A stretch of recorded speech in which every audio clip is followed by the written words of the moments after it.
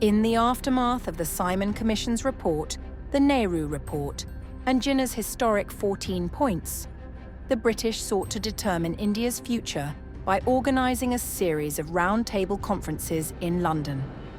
These conferences were meant to address constitutional reforms and bring together representatives from various political factions. The first round-table conference commenced in November 1930, but its very beginning was marred by controversy.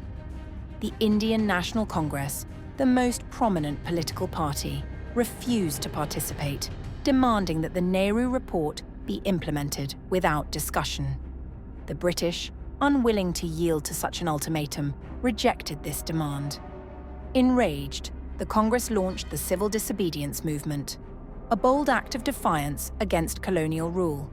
The British government responded swiftly and ruthlessly, arresting Congress leaders and crushing the movement's momentum.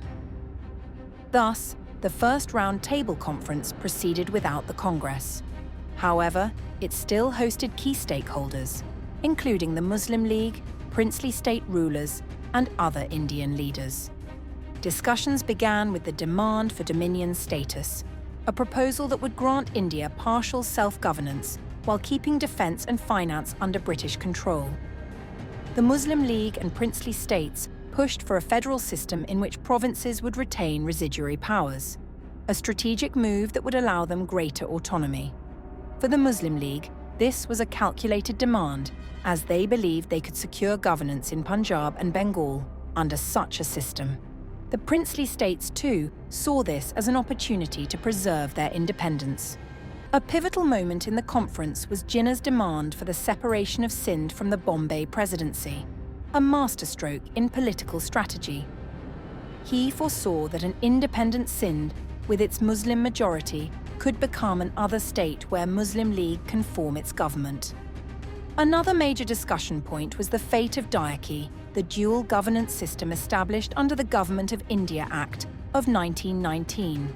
Many British officials favoured its abolition, recognising its inefficiency and the growing demand for self-rule. The atmosphere of the conference was largely positive, and several agreements were reached.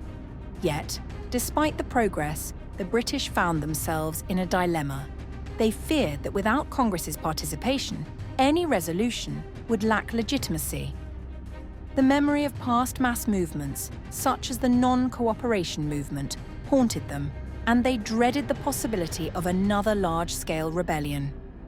In the end, the first round-table conference concluded without any concrete results. The British realised that, for any meaningful progress, they needed Congress at the table. Thus, it was decided that efforts would be made to bring Congress into the next conference, setting the stage for future deliberations.